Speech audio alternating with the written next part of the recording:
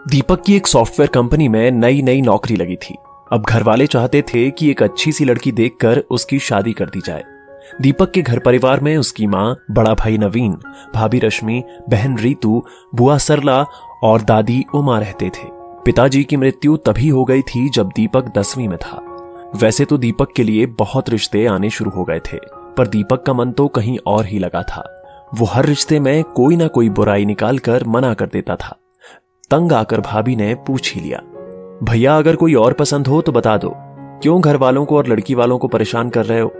दीपक जान गया कि अब सही वक्त आ गया है घर वालों को संध्या के बारे में बताने का। संध्या अपनी पढ़ाई पूरी कर फैशन डिजाइनिंग का कोर्स कर रही है।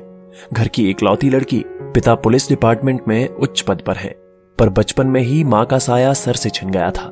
संध्या और दीपक की मुलाकात का किस्सा भी बहुत रोचक है। दीपक जहां बहुत ही शांत स्वभाव का है, वहीं संध्या बहुत ही चंचल स्वभाव की है। दोनों की मुलाकात एक फ्रेंड की शादी में हुई थी। बस तभी से वो दीपक के दिल में बस गई। दीपक अपने दोस्त अमन की तरफ से और संध्या लड़की वालों की तरफ से, यानी कि गामिनी की सहेली थी। अमन ने ही गामिनी को बोल के दोनों की बात करवाई। धीरे धीरे ये दोस्ती प्यार में बदल गई। दोनों में तय था कि जैसे ही दीपक को नौकरी मिल जाती है, वैसे ही वो दोनों शादी की बात करेंगे। आज वो टाइम आ गया था। दीपक ने अपने घर में संध्या के बारे में बताया। संध्या से तो किसी को परेशानी नहीं थी, पर उन्हें ये डर था कि इतने अमीर बाप की बेटी कैसे इस परिवार की जिम्मेदारियां संभालेगी। दोनों बच्चों की मर्जी से शादी भी तय हो गई।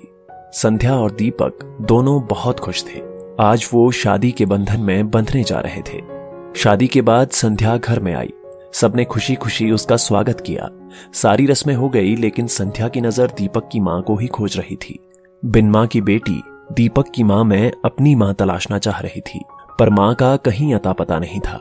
संध्या ने ये सोचकर खुद को तसल्ली दी कि हो सकता है मां घर के कामों में व्यस्त होगी। दूसरे दिन सत्यनारायण की कथा होनी थी। शादी के बाद दोनों पति पत्नी को साथ में पूजा में बैठना था। संध्या नहा धोकर पूजा में बैठने के लिए तैयार होने लगी। उस वक्त भी सोच रही थी कि अगर मां जी आ जाएं तो मेरी थोड़ी मदद कर देंगी साड़ी पहनने में। तभी बुआ जी ऑर्डर देती हुई आई कि जल्दी से तैयार होकर नीचे आओ। संध्या ने जैसे तैसे साड़ी पहनी और तैयार होकर पूजा में बैठने आ गई।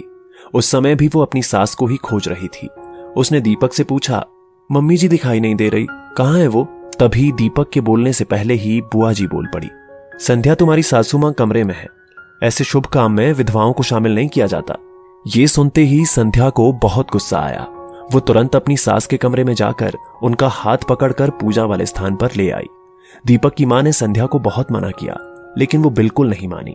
बुआ जी संध्या की इस हरकत पर बहुत गुस्सा हुई। हे भगवान, इस लड़की ने तो आते ही अपनी मनमानी शुरू कर दी। अरे कोई शर्म हया है या नहीं? ये कोई ना कोई अनहोनी करवा के ही रहेगी घर में। बड़ों की बातों में और रीति रिवाजों में दखल देना यही सिखाया गया है क्या तुम्हारे घर में? पंडित जी भी घोर कलयुग कहकर अपनी जगह से उठ गए। इतने में संध्या की जेठानी भी बोल पड़ी, देख लो, नए जमाने की बहू लेकर आए हैं। अब इस घर के तौर तरीके बदलने वाले हैं। इसके पिता पुलिस में हैं, तो अब ये हमें भी इशारों पे नचाएगी। सबकी बातें सुनकर संध्या ने सबसे कहा, चुप रहिए आप सब। ऐसे अंधविश्वास को घर की रीत का नाम दे रहे हो। एक माँ के जीवन की सबसे बड़ी खुशी होती है जब उसके बेटे या बेटी की शादी होती है। आज आप माँ को उस खुशी से ही दूर कर दे रहे हो। अरे कितनी मन्नतें मांगी होंगी माँ ने अपने बेटे की खुशी के लिए, तो उनके कारण घर में अनहोनी कैसे हो सकती है? पिताजी के जाने के बाद वैसे ही माँ अंदर ही अंदर कितना घुट रही होगी, और आप लोग उन्हें खुश रखने के बजाय उनकी खुशियां छीन रहे हो। मेरी माँ की मृत्यु तो बचपन में ही हो गई थी, फिर भी मेरे पापा हर पूजा पाठ में शामिल होते थे। उनके लिए तो ऐसा कोई नियम नहीं था। क्या ये नियम सिर्फ औरत के लिए ही बना है?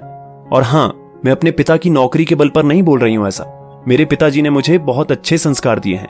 मैं इन सब अंधविश्वासों पर नहीं विश्वास रखती, और अगर इसे नए जमाने की बहू कहते हैं तो मैं हूं नए जमाने की।